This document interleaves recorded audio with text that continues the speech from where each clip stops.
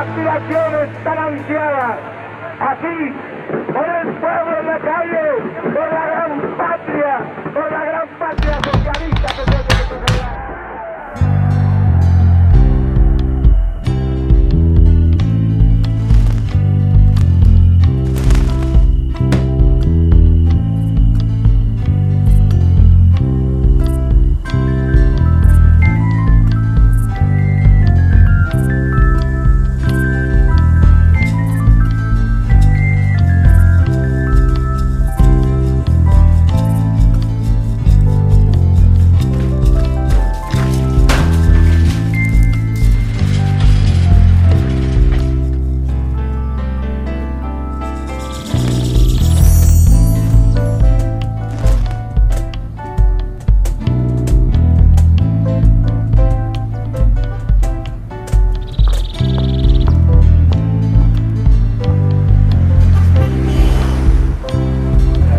La capital de Córdoba, pleno centro, Rivera, Indarte y Rioja.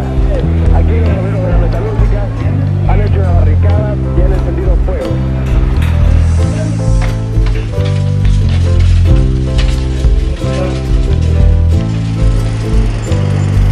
La policía en estos momentos está retrocediendo a este lugar. La capital federal y también a la gendarmería que están patrullando toda la ciudad de Córdoba con ametralladoras.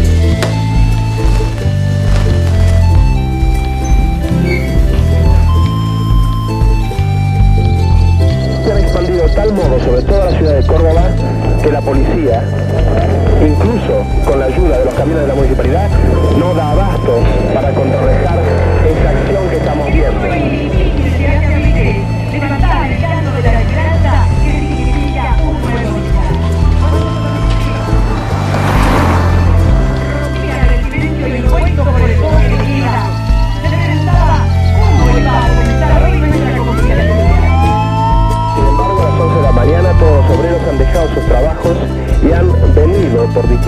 avenidas muy bien organizados hacia el centro de la ciudad, adueñándose de distintos sectores como... Y fuese el pueblo con trabajadores, con estudiantes, con fuerzas cívicas populares, con los sacerdotes del tercer mundo que levantaron grandes cortinas. Lo que sucede siempre en Barrio Clínica. Los estudiantes se suben a las azoteas de todos los domicilios de aquí. Por eso es tan difícil tomar el Barrio Clínica cuando es ocupado.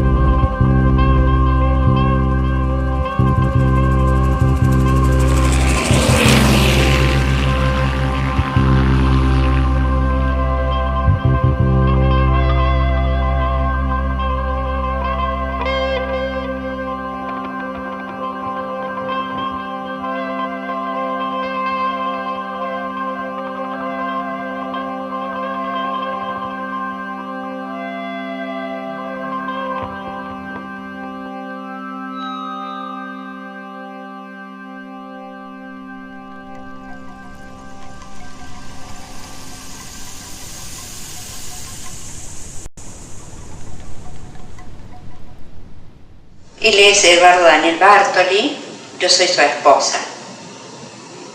Él era de acá de Córdoba, o sea, estudiaba medicina cuando lo conocí, que trabajaba como docente, era mi celador en el colegio y trabajaba en la municipalidad como zorrolista. Como persona siempre fue muy aventurero. Cuando nos pusimos de novio yo tenía 18 años y él 21 y fue ahí aventura todo el tiempo. De hecho, hicimos viajes a dedo desde que éramos solteros. Nuestra luna de miel fue de casi un año a dedo. Siempre tenía que ser algo distinto.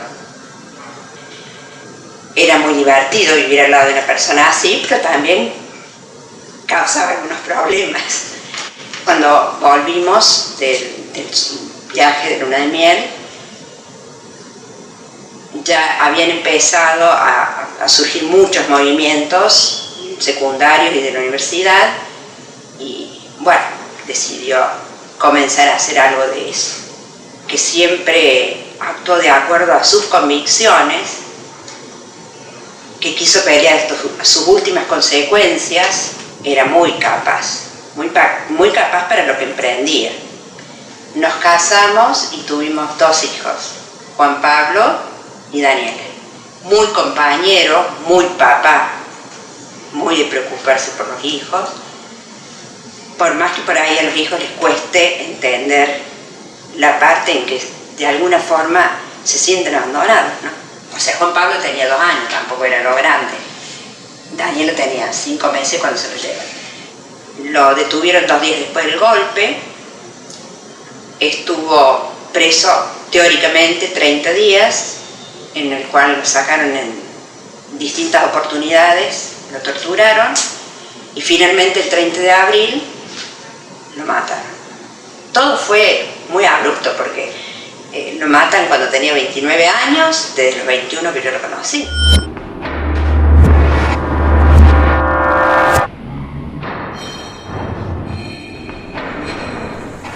Yo soy Elia Salís, soy amiga de Víctor Hugo fui amiga de Víctor Hugo Chavarini y compañera en militancia. Víctor era más lindo que lo que se ve acá en la foto porque usaba el pelo largo, tenía un pelo azabache, era muy blanco, los ojos claros. Él llegó a mi casa, que fue la forma en que nos conocimos, cuando quedó clandestino en la organización, porque él militaba en San Francisco, que era su ciudad, Víctor había tomado contacto con el Partido Revolucionario de los Trabajadores cuando estaba terminando el secundario. Empezó a ser perseguido y decidió venirse a Córdoba y se inscribió en la universidad también para estudiar agronomía. Y bueno, cuando viene a Córdoba ya su compromiso se había hecho más sólido, tenía así como un potencial político muy grande. Él tenía su compañera presa, era Tati Barberis. Sí te puedo decir que era un compañero así muy dispuesto para todas las tareas. Nosotros hacíamos en ese momento trabajos así en un barrio ahí cerca y él iba y se arremangaba, no tenía problema. Él tenía 22 años cuando cayó, pero siempre cuando vivía en mi casa yo tenía la idea que él tenía, que era grande. Estamos hablando que en esa época todos teníamos 15, 16, 18 los que estábamos ahí en torno, ¿no? Y bueno, fue muy duro porque nos contaban que fue brutalmente torturado en el dedo y que incluso le llevaron a su mamá a presenciar la tortura. Lo que sabemos es que Víctor mantuvo siempre una actitud muy firme porque era un compañero que estaba entregado a la causa.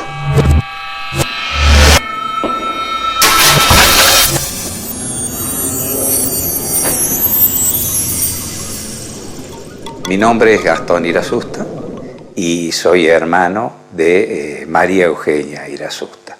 Para todo el mundo que la conocía era Ivonne. Mi madre era una familia, digamos, de todos sus abuelos eran franceses y siempre le quiso poner a su hija Ivonne, pero en el registro civil no le dejaron poner Ivonne. Ivonne era una persona muy sensible, era una persona que le gustaba trabajar mucho con sus manos. Entonces en casa había un taller de cerámica y ella se pasaba mucho tiempo en el taller de cerámica. Era muy alegre y de convicciones fuertes. O sea, cuando a ella se le ponía algo para hacer, lo hacía. Había empezado en la escuela de lengua, en la universidad, y decidió irse con dos amigas más a hacer un viaje a Inglaterra. Era por los años 68, 69, ¿no es cierto?, con todo el movimiento en Europa, digamos, de los años 60, ¿no es cierto?, de libertades, de formas de pensar de una sociedad más libre, no tan atada, ¿no es cierto? Cuando regresó de este viaje, ya venía con, digamos, con aires nuevos de vida, ¿no es cierto?, de transformación, y creo que ahí empezó un poco su militancia, digamos, y era una persona que tenía sus convencimientos, ¿no es cierto?, de una sociedad mucho más justa y sin violencia. Lamentablemente, el último año, digamos, yo no estuve acá en la Argentina, entonces, bueno, no pude compartir con ella su último año. Son tantos recuerdos, pero una buena hermana.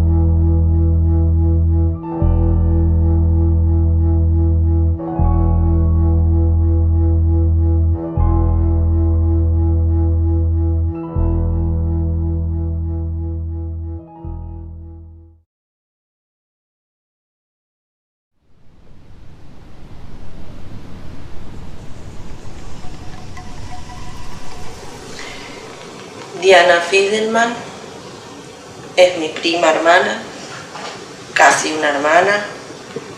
Nos criamos los cuatro, su hermana Mónica, mi hermano Claudio y yo, prácticamente como hermanos. una excelente estudiante. Su proyecto en principio había sido ser médica como su papá. Siempre fue muy vital, muy energética. Quien la conocía sufría un impacto tan fuerte que no podía dejarla pasar. Hay una familia grandísima que somos nosotros. Era una chica que vino así con él, con mi hermano, se conocieron militando, pero una dulzura, una cosa inquieta, así como dice ella, todo para acá, para allá se movía, se iba, salía, volvía, así, pero una cosa así que iba y venía, y todo dulzura, aparte la forma de tratarnos a nosotros, como a mis hermanos varones le decían la gringa, porque la gringa le decían ellos porque es rubia, la quise, la quiero, la extraño, bueno. Hoy con 52, 53 años que tendría hoy, no, yo la veo como cuando era en esa época, tenía 23 años. Y es tan fuerte el sentimiento, las vivencias, que es atemporal eso, ¿no? 30 años que son ayer, que son 100.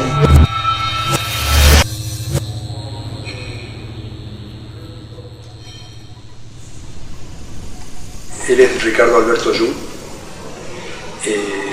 Yo soy su amigo de toda la vida, desde la infancia. Nacimos juntos allá en Ledesma, en el pueblo de Ledesma, en Jujuy. Él en la escuela era el abanderado, en la escuela primaria. Después la secundaria fue en San Salvador de Jujuy. Él fue al colegio, un colegio de curas, El Salvador. Es un colegio muy estricto. Él tenía medalla de honor del colegio. Y después de eso decidió estudiar ingeniería y se vino a Córdoba. Llegó hasta bastante adelante en la carrera de ingeniería, o sea, no la terminó. Pero siempre pensé que era un excelente ingeniero. A él le encantaba desarrollar cosas, ¿no? O sea, siempre desarrollábamos cuestiones técnicas y en eso era sumamente ingenioso. Él era un militante de la Juventud Peronista, ¿sí? Hizo mucho trabajo barrial a nivel, como te decía hace rato, a nivel solidario. Trabajaba en las unidades básicas, trabajaba en los dispensarios. Siempre formó una relación muy humana con la gente, o sea, donde los amigos, tanto de infancia como cuando hizo la colimba, cuando hizo la conscripción, él siempre iba sembrando amigos, o sea, no le alcanzaban las horas del día a veces para dedicarla a la amistad, ¿no? De la cual hacía realmente un culto.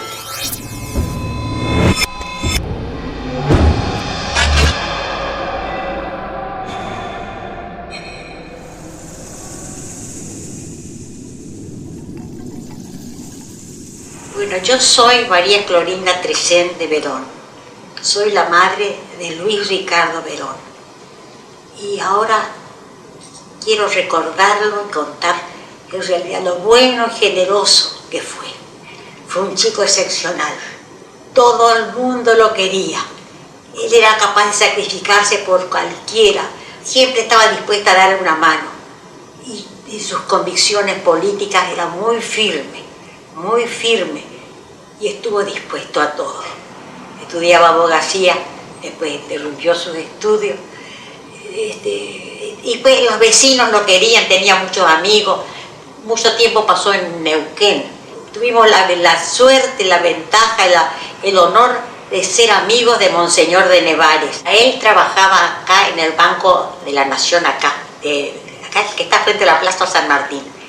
Para mí es un orgullo haber sido su sobrina y su ahijada, todavía lo soy. Y bueno, es un ejemplo a seguir, fue una persona que vivió y murió por sus ideales y su pueblo. Dentro de mi dolor y de eso, son satisfacciones que tengo porque veo que el recuerdo de él siempre es bueno y siempre querido y siempre recordado.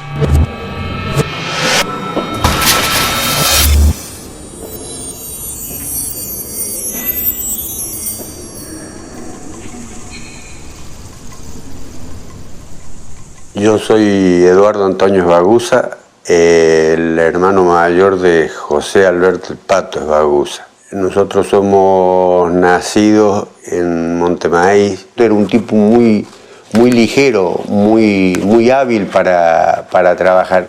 Tuvo una infancia feliz, pero laburante, ¿no es cierto? Entonces, donde él veía que había necesidades, trataba de llegar, trataba de ayudar. Y eso medio que es lo que lo metió a la política y lo metió a entrar en Montoneros como fue. Y es cuando se viene a trabajar acá a Córdoba. Acá se emplea en 2 talleres de caño de escape. El 17 de mayo nosotros nos enteramos por la televisión de qué era lo que había sucedido. En el sepelio, la persecución que tuvimos, porque entraban distintas personas que nosotros no conocíamos a darnos el pésame, eran todos policías, en casa de vecinos así, estaban trepados al techo fotografiando, nos los hacen dejar en un depósito que hay en el cementerio.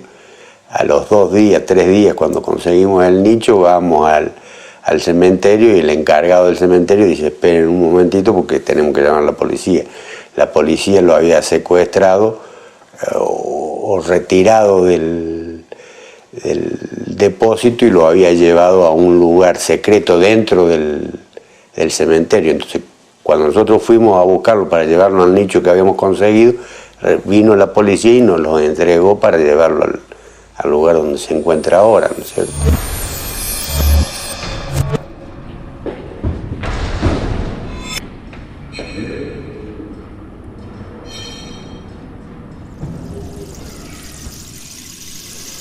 Yo soy la tía de Eduardo Alberto Hernández.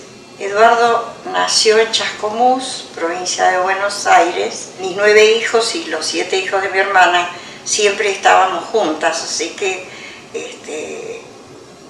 criado entre muchos chicos. Fue feliz Eduardo en su infancia. Y como no había secundarios en Chascomús en ese momento, los padres decidieron mandarlo al Liceo Naval de Río Santiago, en La Plata. Allí Eduardo, cuando estaba en 3er año, junto con otros compañeros, hicieron un acto de rebeldía. Después que salió que lo expulsaron del Liceo Naval, tanto a él como a sus compañeros de camada, Eduardo terminó el secundario en forma libre en Buenos Aires. La organización Montoneros, a la que pertenecía Eduardo, lo manda a Córdoba, donde comienza a estudiar medicina. Y en octubre de 1975 Eduardo es detenido en la calle con otros compañeros y después de unos días de estar desaparecido lo ponen a disposición del Poder Ejecutivo Nacional en el barrio San Martín, en la penitenciaría. Uno de los hermanos de Eduardo, Pablo, está casado con Elena Senján, que es sobrina de Ibérico Senján, que fue gobernador de la provincia de Buenos Aires. Cuando le avisan a mi hermana y a mi cuñado que estaba desaparecido, y Senján le dijo: no me digas nada de Eduardo porque es montonero, así que dalo por muerto.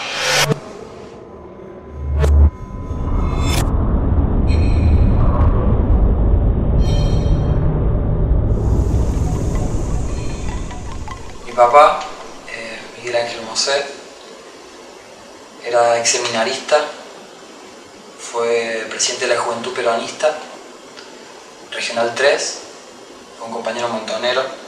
Bueno, él nació en Cruz del Eje, en la provincia de Córdoba, hace mucho trabajo de base en los barrios, en Los Plátanos, en el barrio Oña. Viaja luego varias veces al interior del país, a Quitilipe, el Chaco, donde forma las ligas agrarias. Él era muy creyente, él creía realmente, es decir, con que él rompe con la iglesia, ¿no? Con la institución iglesia, no rompe con Dios. Lo que me enamoró era más que todo, es decir, su firmeza en lo que pensaba y su ternura. Era muy tierno. su coherencia, su honestidad. Y como defecto podemos decir era el carácter, era muy chinchudo. Como una persona tan ausente de carne y hueso como ha sido mi padre, ha estado tan presente o más presente que algunas personas de carne y hueso en mi vida. Y yo empecé a estudiar cine por mi papá. Para mí mi papá era algo como esto, así, algo fijo, algo que no tenía espalda, que no hablaba, que no se reía. Y fui a un festival de cortos de la Universidad de Córdoba. Aparecen imágenes de archivo. En la pantalla de cine gigante sale mi papá. Es muy grande mi papá para mí, ¿no? En mi corazón, en mi cabeza, en mi memoria, en mi recuerdo. Y cuando lo vi de 4 metros, así era se hacía realidad lo grande que yo pensaba que era mi papá. y hablaba. Y se daba vuelta y le podía ver la nuca. Y movía la mano y le podía ver la mano de acá y de acá, ¿no? Como en esta foto. El pueblo, unido y organizado, es y será el protagonista esencial de la revolución. Corresponde a la juventud argentina, y en nuestro caso, a la juventud cordobesa, desempeñar un papel protagónico en este proceso de ascenso popular. Yo estaba trabajando ese 17 de mayo, ponen el diario sobre la mesa, casi me da un infarto, y no poder hacer ningún gesto ni ademán, porque teníamos todos los milicos al costado. Él se jugó hasta su último segundo de vida por una idea, por un ideal.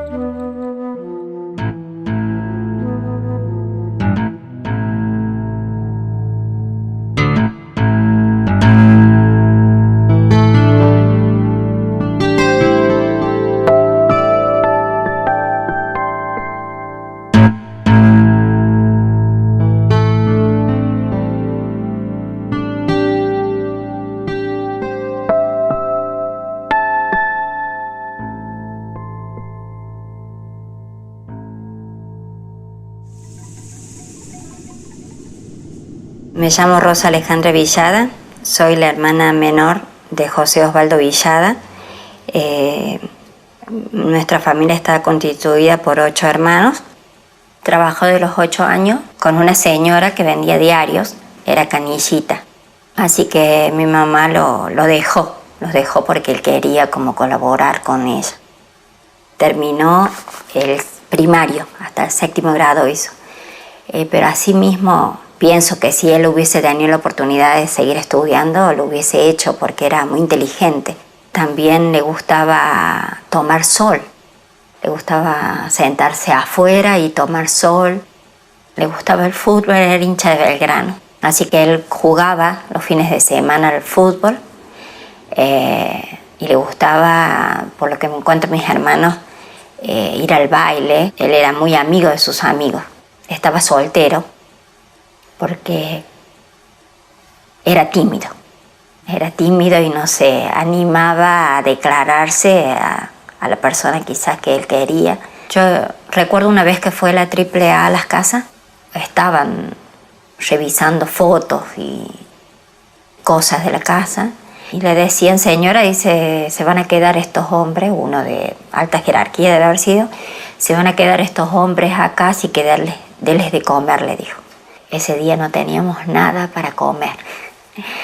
Cuando él desaparece, o sea, llega una citación del tercer cuerpo diciendo que tenía que ir a reconocer un cuerpo, podía ser el de él. Y nos entregan un cajón cerrado. Mi mamá destrozada porque no lo pudo ver.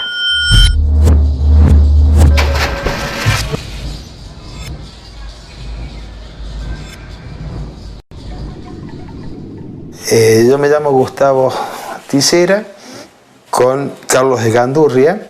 nos conocemos cuando él es detenido y llevado a la unidad penitenciaria número 1 de acá de Córdoba. Él llega como Miguel o Carlos Vega. Es decir, él fue detenido y torturado bajo otra identidad. Su verdadera identidad él la da a conocer ante el director de la cárcel para que su madre lo pueda visitar. Por su militancia había tenido que pasar a la clandestinidad. Había venido de Tucumán. Él ingresa a trabajar a una fábrica metalúrgica dependiente del gremio de Esmata. Si bien él no era de extracción obrera, él era estudiante, pero en aquella época en la militancia veíamos la necesidad de proletarización de los compañeros. Muy bien plantado, muy buen mozo, que llamaba hasta la atención, así el porte que tenía él. Y también eso le costó, es decir, porque cuando entraban a golpearnos, a él más de una vez lo golpearon por ser así tan, digamos, gallardo. Él lo sacan 1 o 2 veces, salen y lo torturan, y luego una tercera vez lo vuelven a sacar y ya no vuelven. Era un cuadro del Partido Revolucionario de los Trabajadores y del Ejército Revolucionario del Pueblo.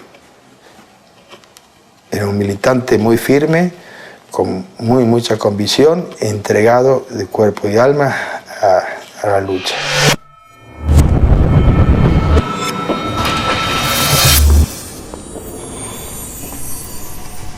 Yo me llamo Juan Carlos Marcoleta, he sido amigo de José Ángel Pucheta. La relación comienza en un barrio, como Barrio Las Flores, que en aquel entonces le decían Pueblo Las Flores. Era una zona, que la mayoría eran gente que había salido de los trabajos rurales en las quintas de Las Flores, etcétera, etcétera, y ingresaron en la fábrica, en la ICA Renault, y bueno, en distintos oficios, actividades. Y José era obrero metalúrgico, trabajaba en una tornería y leía cuanto libro le era posible. Era un muchacho con una sed tremenda de aprender, con una sed inmensa de evolucionar. El despertar nuestro, y confieso que el mío también, desde el punto de vista de la militancia, fue a partir del Cordobazo. Nos encontramos con una revolución, porque eso fue un acto revolucionario. El grupo de manifestantes que se separó del grueso de los que se encontraban aquí en Plaza Vélez Sarsfield, corriendo, portando cartelones, avanza por Avenida San Juan. En el año 71, cuando se produce el Viborazo, la represión que avanza sobre la concentración, lo encuentro a José en una barricada sobre el Boulevard San Juan a la altura de Arturo M. Vaz. Todavía tengo en mi memoria a José cuando me saluda y me hace seña que me vaya. Y él se quedó defendiendo nuestra espalda. Lo encontré al poco tiempo, estuvimos charlando y fue donde me comentó que sí, pertenecía al Partido Revolucionario de los Trabajadores, cuyo brazo militar era el Ejército Revolucionario del Pueblo y que estaba muy orgulloso. Cuando viene el golpe, el padre, la madre, la única hija mujer y un bebé, que era de uno de los varones, fueron secuestrados y llevados, brutalmente tratados en el campo de la Ribera. Lo que no le perdonaran a José, que un obrero evolucionara, se formara intelectualmente y que pudiera discutirles en un mismo nivel a los caciquejos del sector.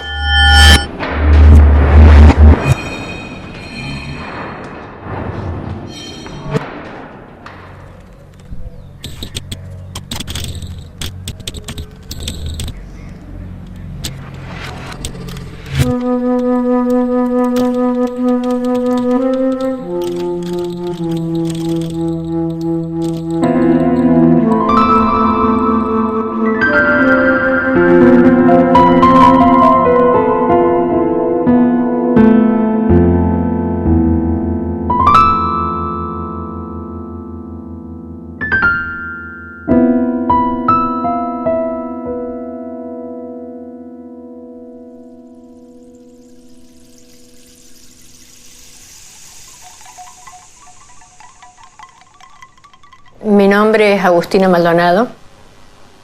Yo soy, posiblemente fui y seré, la esposa de Miguel Ángel Barrera.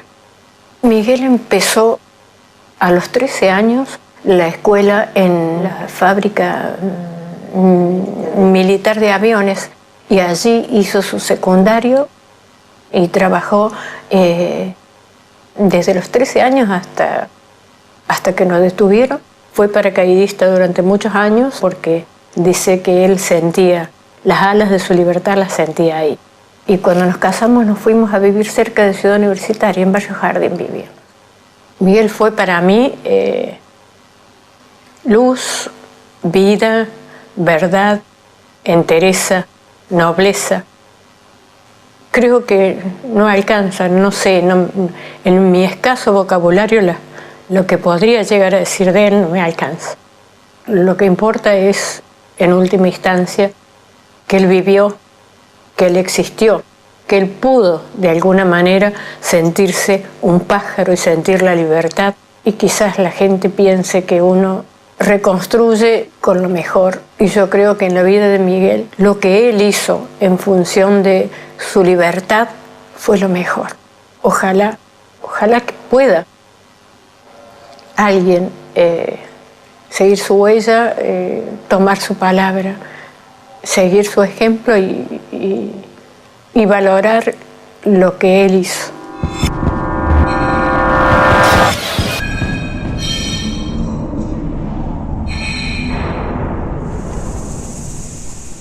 Mi nombre es Gloria Di Rienzo y compartí con Esther Barberis, con Tati,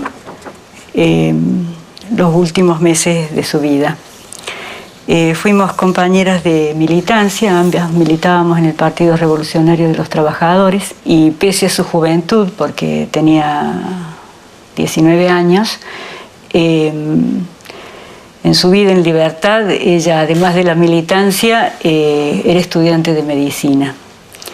Se había venido de San Francisco para hacer la carrera de medicina.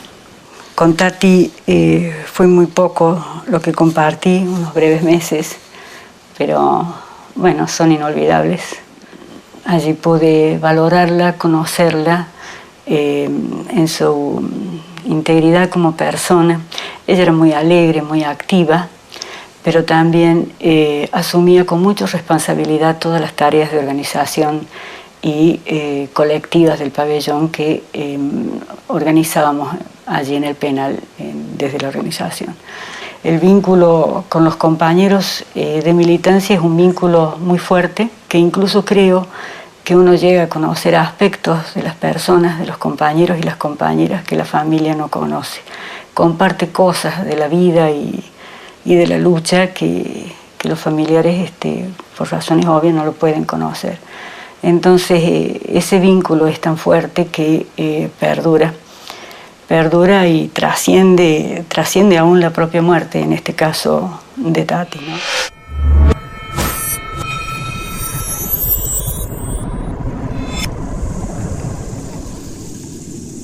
Ella es Mirta Noemí Audón y yo soy Elba Balestri. Éramos cuñadas, pero también amigas, ya que nos conocimos desde que éramos muy jovencitas. Y me gustaría recordarla precisamente en esa época especialmente, ¿no? En realidad nos conocimos en el colegio secundario, cursando el cuarto y el quinto año. Era el Instituto de Ricardo Rojas. Esos años fueron muy lindos porque compartimos muchas cosas, especialmente en su casa, y estudiábamos en la casa de ella en Alberdi. Todavía está esa casa allí, en la casa de los padres de la familia Ardón. Nos íbamos al Altillo, me acuerdo de la casa, y ahí era como un lugar para nosotras solas, donde teníamos todas las cosas típicas de los jóvenes de 17 años. Discos, libros, papeles de todo tipo, póster.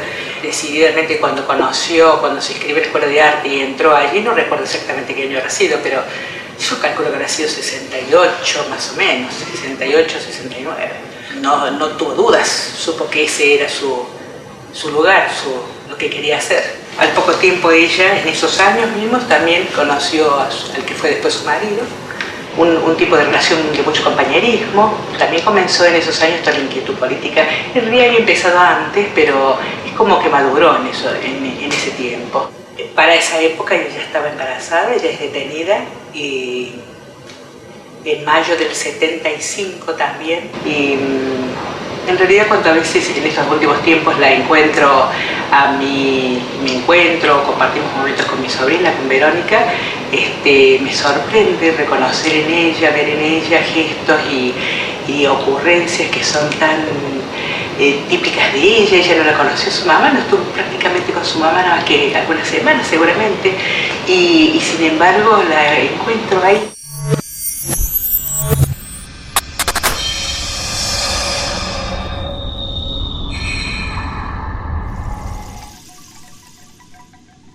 Mi hermano Claudio Aníbal Zorrilla, nacido un 8 de diciembre de 1954, acá en la ciudad de Córdoba, muy agradable, muy simpático, muy dulce. Se mandaba sus macanas y venía con una frase dulce y uno tenía que perdonarlo. Iba a la escuela, al colegio Ricardo Rojas. Bueno, él tuvo una militancia en la Tenencia Estudiantil Revolucionaria Socialista, la TERS, que era del Partido Obrero. Entonces sufría la persecución de la directora del colegio. Tanto es así, él habiendo terminado de cursar, le quedaban 1 o 2 materias, lo echó, lo dejó libre. Un día había habido un accidente. Unos chicos habían volcado, habían chocado y nadie los levantaba. Entonces los cargó en el auto y fue apretándole acá donde él veía que le salía sangre, que la sangre salía, fue apretándole hasta la sala de primeros auxilios de Villa Allende. Pasaron unos días y la señora de Torres Castaño, que era la directora del Ricardo Rojas, llegó hasta mi casa y se le abrazó a Claudio diciéndole que le había salvado sus hijos. Para mí tener ese hermano fue un gran placer, un gran dolor. Perderlo me bajó del mundo, pero yo creo que tuvo su función, que no fue en vano.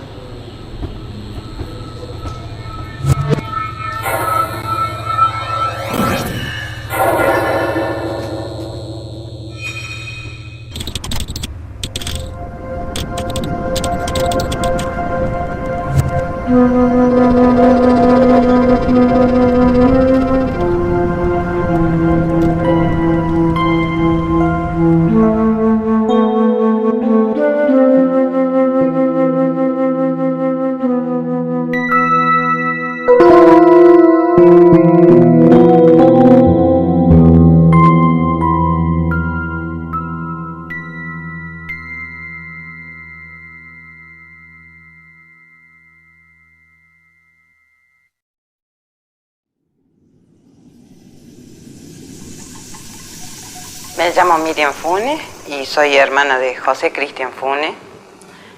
Para hablar de mi hermano, tengo que decir que era un niño muy querido por su familia. Era obediente, disciplinado, muy respetuoso y muy educado. Fue sobresaliente en la escuela primaria. Participó en todas las competencias deportivas. Colegio Municipal Estanislao del Campo. De estas competencias, en una de ellas, yo participaba en carrera y a la mitad de la misma abandoné porque ya estaba quedando entre las últimas. Cuando terminó todo, me dijo las palabras que nunca me olvidé: Miriam, nunca tenés que abandonar.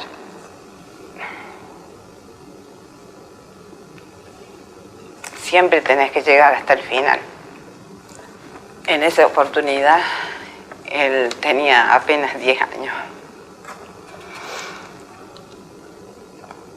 En su adolescencia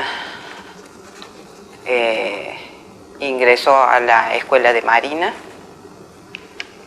de la cual salió con altas calificaciones y felicitado, tras lo cual comenzaba ya su militancia política. Puedo decir tantas cosas de él que este es apenas una partecita de su vida.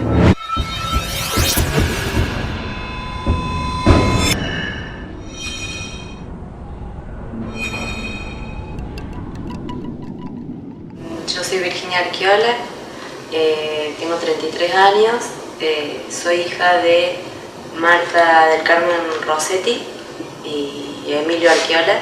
Estuve en una búsqueda de información durante un par de años últimamente, porque no era mucha la información con la que contaba, y cuando ella se vino a estudiar a Córdoba psicología,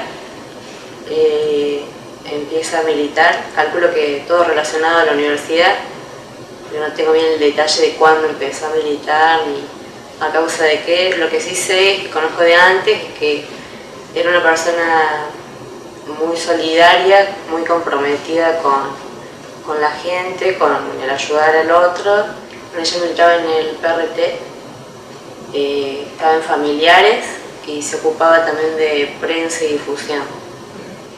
Ella, cuando la detienen, saca, no sé cómo saca información, y se publica en La Voz del Interior un aviso de ella contando lo que estaban pasando ellos como detenidos, las torturas que estaban recibiendo, los tratos, y una palabra que no me quito de la mente es que era incorruptible.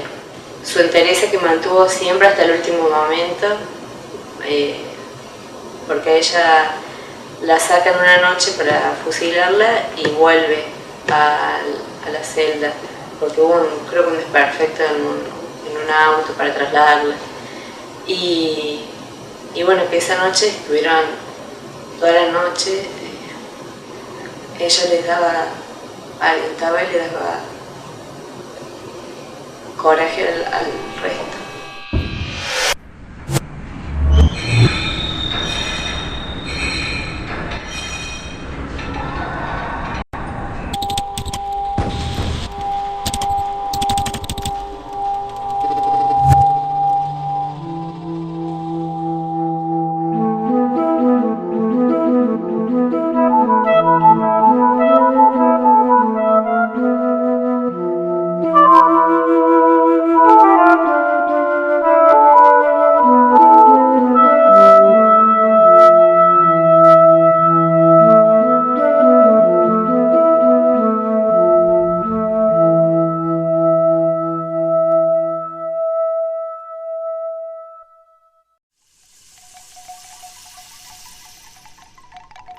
Mi nombre es Enrique Torres.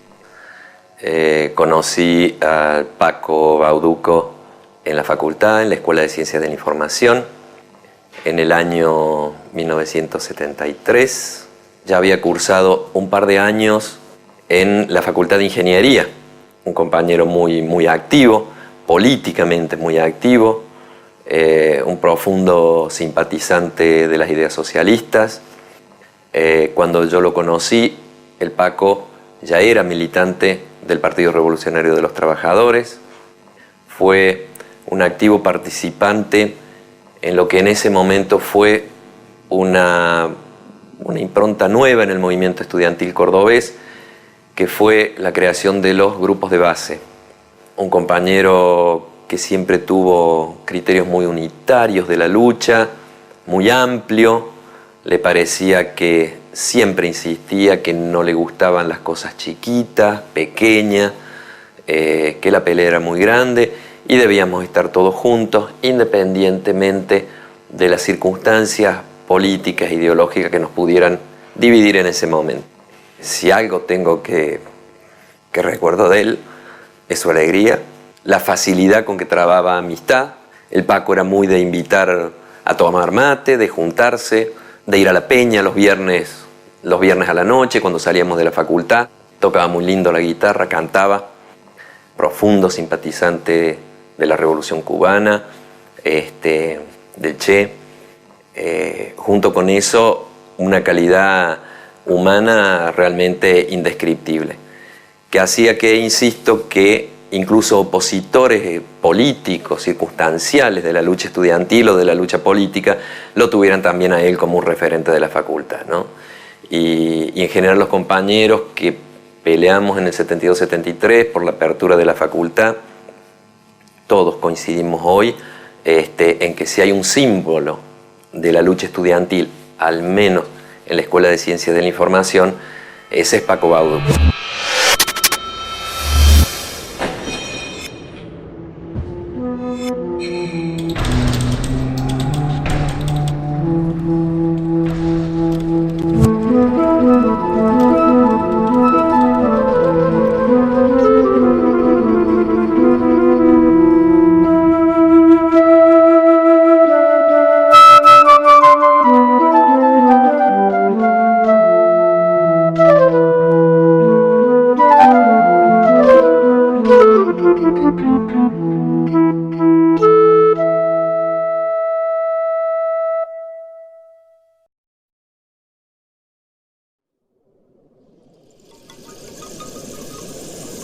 Este es mi hermano, José René Mucárcel, Cacho como le decíamos en la familia, el mayor de los 4 hermanos, era médico, vivía acá en Córdoba, estaba casado con Alicia de Sico y tienen una hija, María Alejandra Mucárcel. Trabajaba en el hospital de urgencias, fue detenido en junio del 74 y asesinado en julio del 76. Cacho era alegre, amiguero, tenía muchísimos amigos, se hacía querer, demasiado sociable, sus compañeros pueden dar fe de ello. Yo no me viene a la memoria en este momento, quizás por la emoción, contar ninguna anécdota. Voy a hablarle a él. Hermano, vos has marcado un antes y un después en nuestras vidas. Estuvimos y estamos y vamos a estar siempre orgullosos de vos. Y queremos decirte que sos la estrella que nos guía y que marca el camino que vamos a seguir en nuestras vidas. Gracias por habernos acompañado.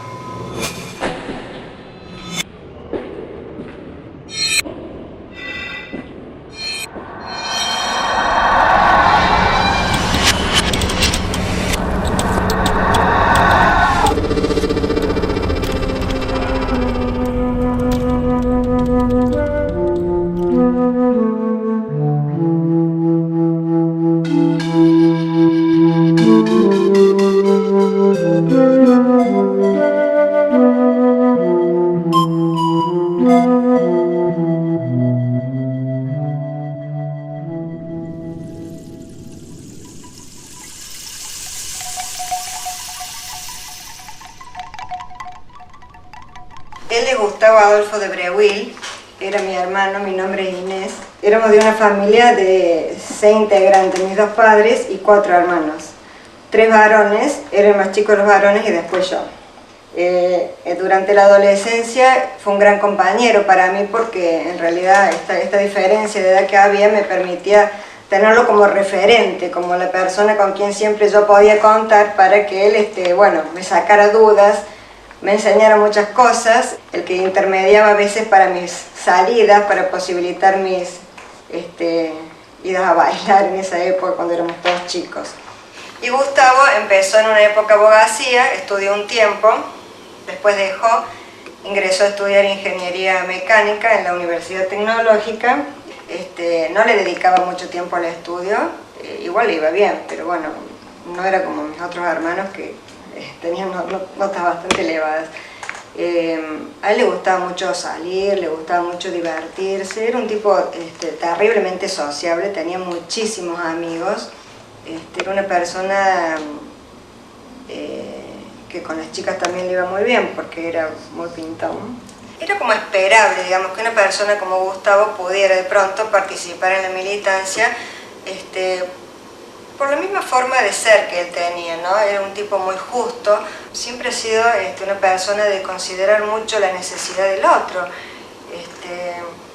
Yo creo que para él el valor de la justicia social, la cosa equitativa, de la libertad, ha sido algo que lo ha llevado a lo largo de toda su vida. Es como que su misma forma de ser, su misma forma de andar por la vida tenía mucho que ver con esto.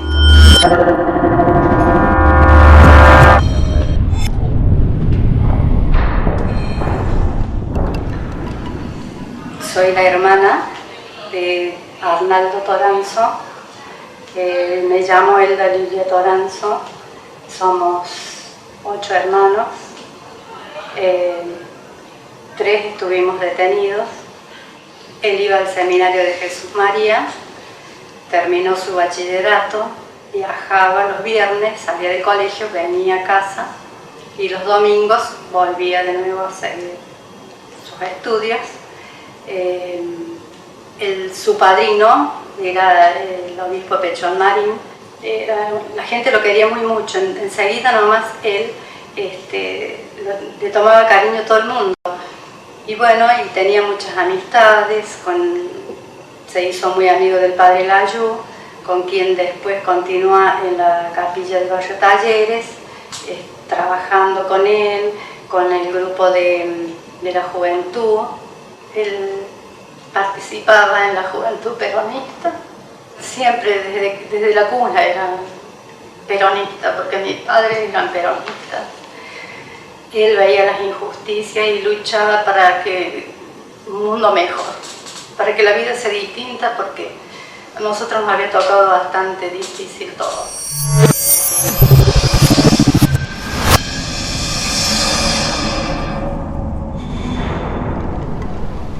Miguel Hugo Vaca Narvaja era mi padre, está aquí en la foto, una foto de hace unos 37 años, tomada en Villahuarcalde. Estábamos en una pileta jugando. Bueno, mi padre nació en Córdoba, es el segundo hijo de una familia grande de 2 hermanos. Él ejerció la profesión de abogado, entre otras actividades. También trabajó en los SRT como periodista, dio clases en el Colegio Montserrat, también en la Universidad Nacional de Córdoba, y fue apoderado del Partido Auténtico, que era el brazo político de Montoneros. Fue procurador del Tesoro de la provincia en el gobierno de Obregón Cano, y durante todo este tiempo ejerció la defensa de varios compañeros de presos políticos. En parte nosotros 3, sus hijos, Hernán, Hugo y yo, hemos como sacado distintas facetas de él, porque es así, o sea, trabajó como periodista, como abogado, y también le cantó alguna vez serenata a mi mamá. Entonces, bueno, yo terminé por el lado del arte, mi hermano es abogado y mi otro hermano periodista. Y creo que lo que sí los 3 compartimos, digamos, son unos fuertes valores que nos condicionan a cada una de nuestras vidas, y que bueno, que es esto, ¿no? De la justicia, del contacto, digamos, con la parte más social y no olvidarnos de los otros, de la gente. El día que se lo llevan a él, él sabe en ese momento que va a ser una víctima más de los asesinatos. Él se aleja por un pasillo y se da vuelta y le hace a los compañeros la vez de la victoria, relato que particularmente creo que nos ha marcado y que marca la convicción y la entereza. Él quiso realizar sus sueños y realmente tenía la convicción de estar peleando por algo más justo, y seguramente para nosotros.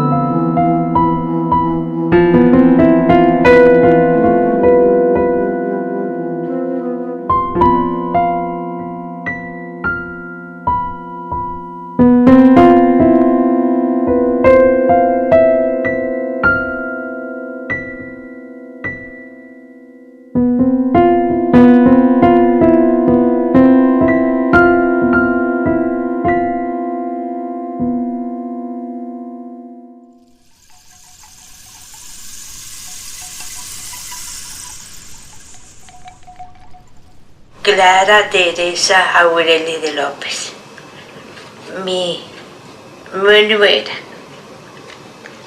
Liliana Páez. Yo soy hermano de Vicky, o sea, cuñado de Liliana. Cuando pasó todo esto, nosotros teníamos un carro de choripán. En realidad el carro, o sea, lo teníamos entre todos, era una sociedad. Y ellos trabajan con nosotros, Vicky y Liliana. El Parque Sarmiento, sí, estaba ella con Vicky. Tenía el chico. Ahí está. Y bueno, cuando llegó el golpe de atado, chao. Eran muchos autos. La tenían a mamá en el piso con un fusil en la cabeza con mi hermanito más chico. Y bueno, se lo llevaron los chicos. Se lo llevaron a Liliana y a Vicky. A mi mamá nunca bajó los brazos, a pesar de que la balearon, la amenazaron. Acá nos destruyeron lo poco que teníamos porque éramos muy pobres. Se robaron todo, se llevaron todo. Mi cuñada estaba embarazada. Cuando la mataron estaba embarazada. Y tenía balazos en el estómago, estaba picaneada por todos lados. Le dio un tiro en la cabeza o dos tiros en la cabeza. Dos tiros en la cabeza, se ve que esos han sido los últimos que le pegaron. Y le faltaban las uñas en los pies. El mené de la... Bueno, la puta madre que lo parió.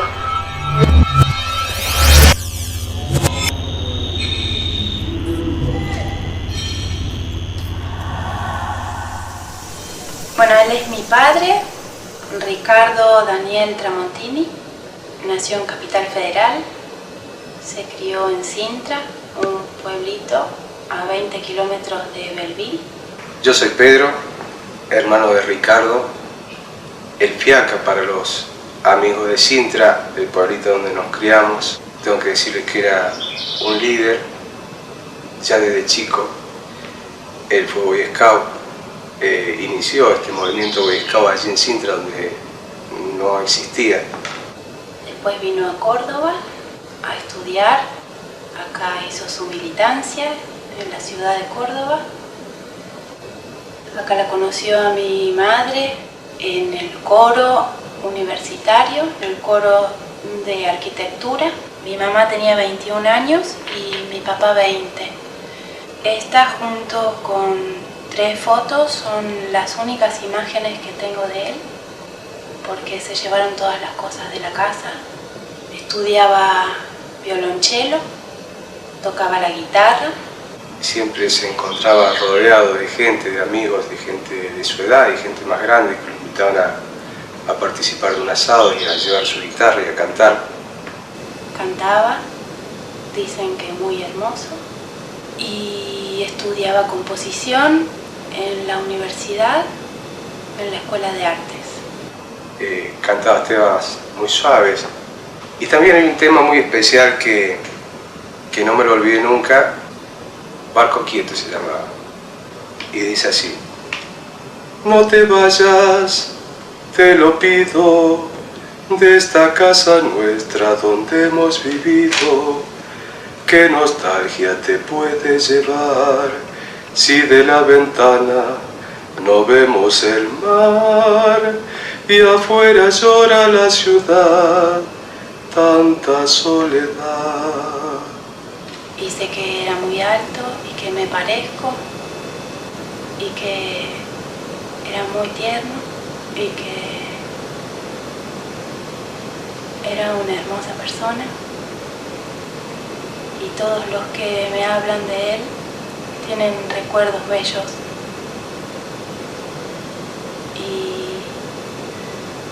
y puedo sentir todo el amor que tenían hacia él, y que debe ser que él lo generó, y de esa manera lo conozco un poco más.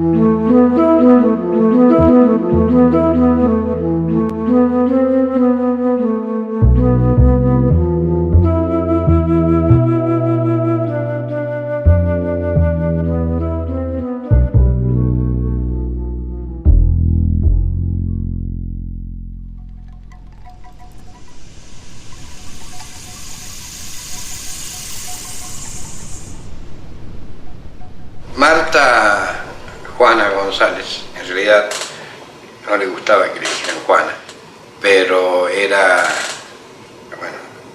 mi mujer.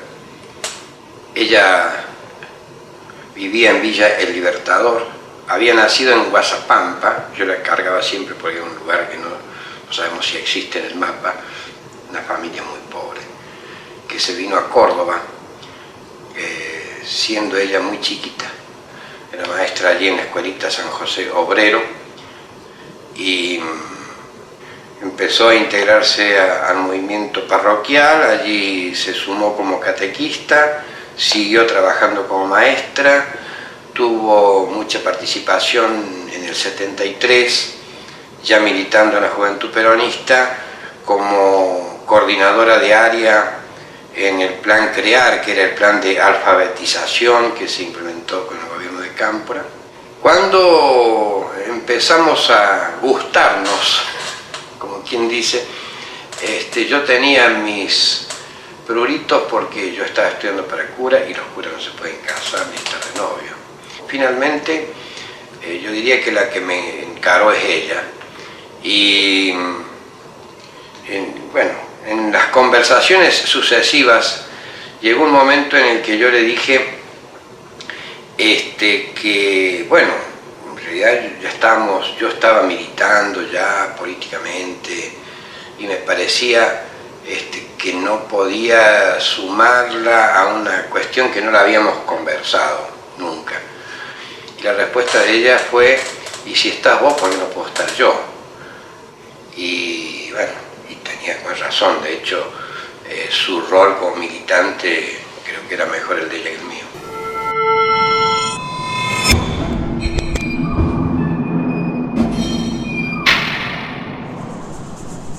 Frida Capato, casada con Nicky Ceballos. Bueno, nos hemos conocido acá en Córdoba, nos pusimos de novio, tuvimos como 5 años de novios, después nos casamos. Yo conocí de dónde provenía, él había nacido en Santiago del Estero, en la localidad de Frías, era un estudiante de Ciencias Económicas cuando yo lo conocí, por supuesto que militando en el centro de estudiantes de la facultad, una persona encantadora. Había pasado por un momento hermosísimo que fue el de estar en Cuba para la época del triunfo de la Revolución Cubana. Entonces era una cosa maravillosa escucharlo hablar. Nos casamos y nació mi primer hijo, Juan Miguel. Poco a poco dejó de estudiar, abandonó la facultad y bueno, ya ante las exigencias de un hijo, buscó trabajo y bueno, nació nuestro segundo hijo, Ramón, y también después nació Amalia. Bueno, ya para entonces Nicky ya tenía más compromisos, lo tomaron preso y habíamos quedado en el acuerdo de que yo me encargaba de los hijos y él se dedicaba a la militancia. Pese a que muchas veces pensé, está equivocado, ¿cómo va a abandonar a sus hijos y se va a dedicar a esto? Pero dejó su semilla. Él dio la vida por algo que creía, que estaba firmemente convencido que así era. Y bueno, a veces uno se desilusiona con esas cosas porque le falta el compañero. Pero valió la pena haberlo conocido, haberlo amado, que fue el padre de mis hijos.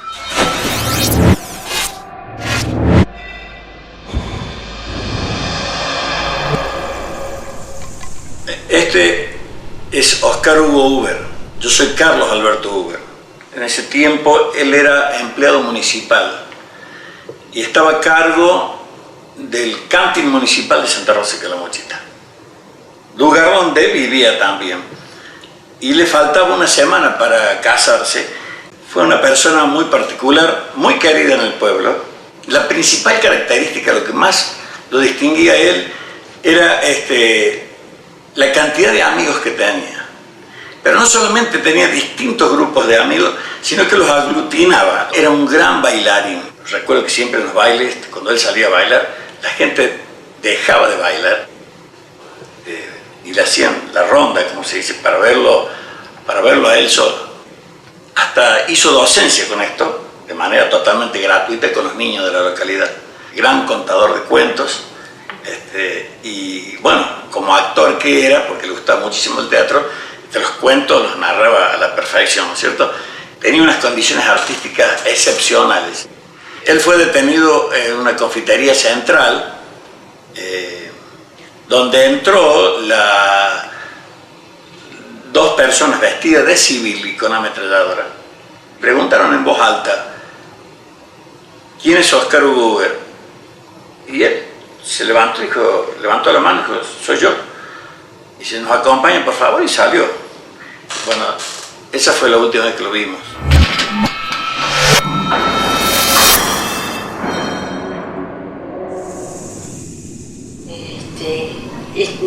Mi esposo, Pablo Balustra, y yo soy Rosario Rodríguez. Tuvimos 2 hijos, Pablo Martín y Enriqueta Elisa. Ahora somos abuelos. ¿Cómo caminaba Papito, mamá? ¿Cómo se reía? ¿Cómo era la risa de Papito? Yo le preguntaba siempre cómo se reía. El flaco era muy alegre. Siempre cuando había algún entredicho entre nosotros, enseguida me agarraba de atrás y me agarraba para bailar, para distraerme, porque yo siempre fui la más cocorita y me enojaba. Pero él no, él era muy especial, claro. Y ahora le pregunto cómo, por ejemplo, a veces, no mucho, pero le pregunto cómo era, qué tipo de hombre. Y ahora ella cuenta que sí, que la calmaba, que era muy de contener. Tenía muchos amigos. Amigas de las cuales yo tenía celos. Tenía muchas ganas de vivir, siempre. Era muy alegre. Y me encargó muchas cosas para sus hijos. Era una persona, contenía a su familia, a su mujer. Seguramente así ha sido con sus compañeros.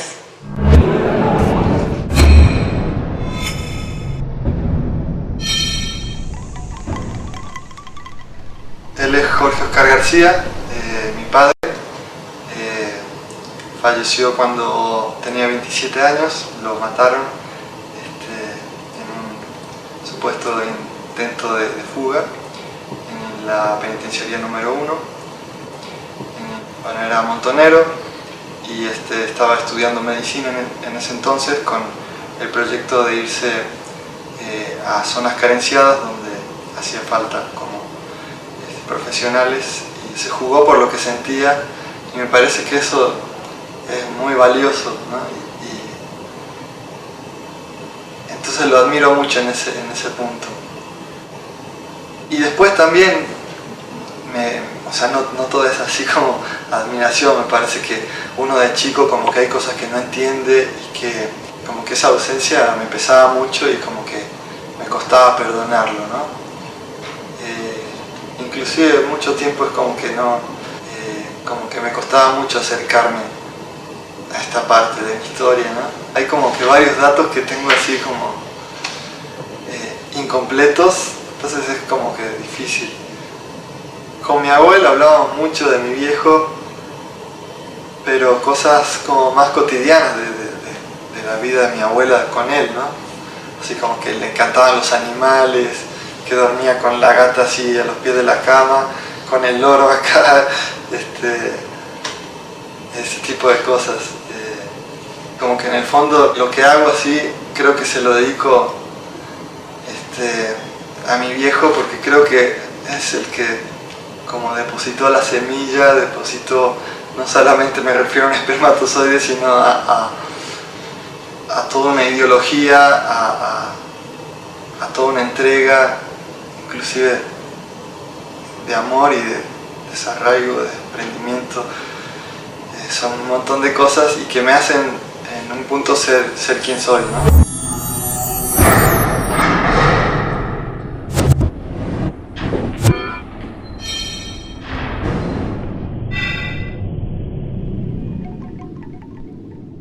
Él es Florencio Díaz, yo soy la hija, me llamo María Cristina Díaz.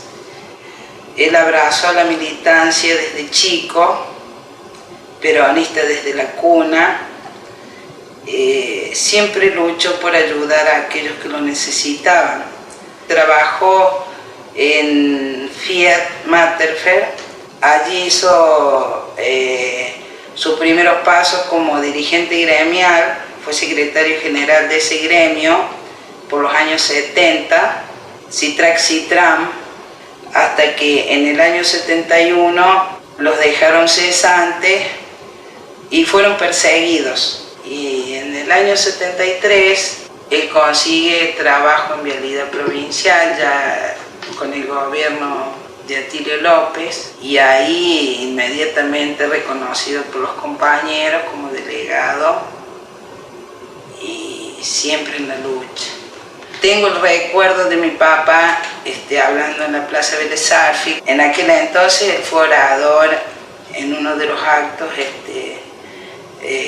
de aquel día llamado el Vigorazo. El sueño de mi padre es el sueño de mucha gente que hoy no está. También el sueño de otros que todavía estamos y que no consiguieron destruirnos.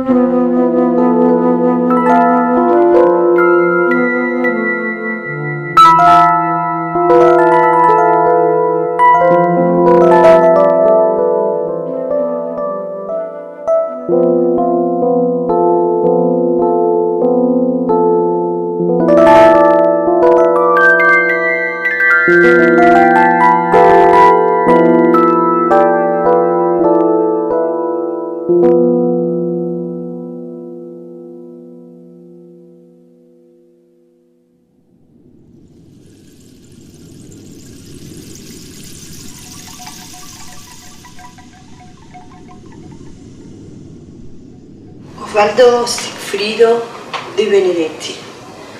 Osvaldo el Tordo era mi hermano mayor. Nosotros éramos 4 hermanos. Éramos una familia santafesina. Muy joven se había ido a estudiar a Rosario. Muy joven también fue un militante muy entusiasta. Fue uno de los fundadores de la parte armada del Partido Revolucionario de los Trabajadores. Mi hermano era un hombre muy carismático, un hombre muy alegre y al mismo tiempo un gran intelectual. Él era muy inteligente, era brillante. Por ejemplo, alguien me dijo una vez, tu hermano era un bocho en matemáticas. Y hace un ratito me encontré con un antiguo compañero de recorrido de cárceles que me decía que él había sido su maestro en cuestiones de política internacional. Y bueno, cuando quedó en un camino en ese frío julio del 78, que nunca sabremos exactamente dónde lo asesinaron, una parte de nuestros sueños, como les decía hace un rato, fue fusilado con él. No es que por casualidad se haya encontrado en el mal momento y en el mal lugar. Mi hermano fue consecuente, cometió errores, eso le fue muy criticado, muy duramente. Quisimos ser tan puros que parecía como que los errores no eran posibles, pero éramos humanos y él era humano y yo continúo a reivindicarlo como hermano, como persona, como militante, como padre, como hijo. Era una gran persona, mi hermano. Y bueno, siempre veneramos su memoria.